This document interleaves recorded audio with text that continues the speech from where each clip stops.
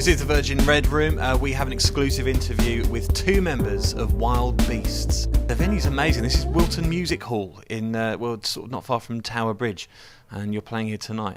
You looking forward to the gig? Yeah, it's been a big sort of event on our calendar for a while now.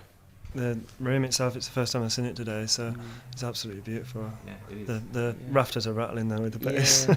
We were told when we arrived to soundcheck that if we were too loud, there would be bits of plastic crumbling, and there actually was. So with the rumbling bass lines on the new album, it could do some damage. Well, it could be damage, or you look at it as a free smoke machine. It depends. So I mentioned the new album. It came out yesterday. It's a fantastic piece of work. I read 30 reviews, about 30 reviews.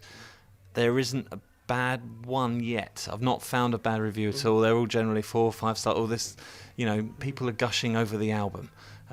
Is that something that makes you feel happy, sad? Are you indifferent about that? Is it something you strive for? If people get it and they understand it, then it's a really heartening experience. You can't deny that. And it seems that it's our third album now, so people sort of understand our dialect and understand the sort of codes of practice we work under. It's really, really exciting and pleasing that that's the response we've had. Is it true that you finished your tour and then you went straight, it was September 2010 last year, wasn't it? And you went straight into the studio in Wales, and you were in there, that night you arrived and you started recording, or at least writing the sort of opening songs from the album. Is that true? For us, it's not. It's like that's what we do. We hang out together and we make music. That's sort of what we like to do anyway. I think we had a couple of months off at the start of the year, and I think that was harder than recording and writing was way harder. It's the process.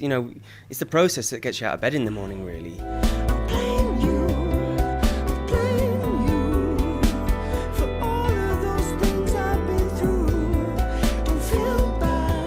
I read that you've considered that once the songs are out there, once they're gone, once they're on an album, that you don't consider ownership of them anymore. And in 30 years' time, when you look back, we will still not see them as your songs. No. I think that's really tragic when 67-year-old guys are still playing the songs they wrote in their teens and early 20s. But there'll be people who want you to play them.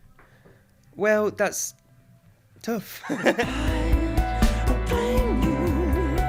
We have some questions that have been sent to us via Twitter and Facebook as well. L-Bomb has landed on Twitter, has asked a question. Was there ever a time when you thought you may not be able to continue as musicians as your profession?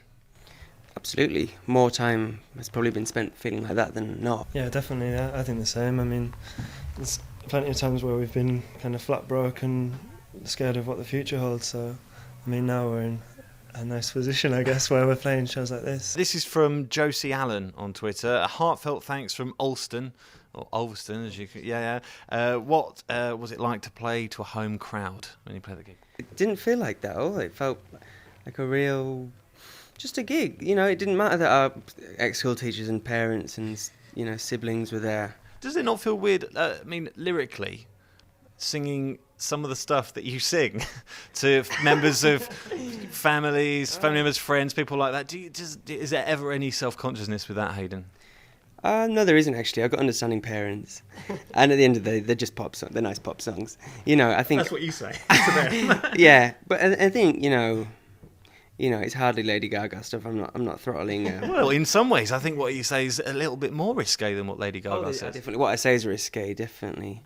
But equally, people can open the Sun paper and see a pair of boobs. I don't see what really is so risque about it. We've got a question from Facebook as well. Trevin Eden Savage has said, Wild Beast have mentioned having a romanticised view of America, saying people seem willing to take more time there to listen to albums. So he asks, how come there are only 4 US dates that you're playing? Oh, there's going to be more. There's going to be a hell of a lot more. It's a scary prospect. I think what we meant by the romanticised is that we love the essence of romanticised America.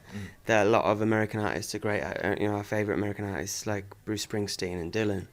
They're amazing at creating this sort of enigma and this mystical sense about these vast places. I suppose we try and do the same in our sort of landscape and our surroundings. So I think that's what we mean by that. But there will be more dates. Okay.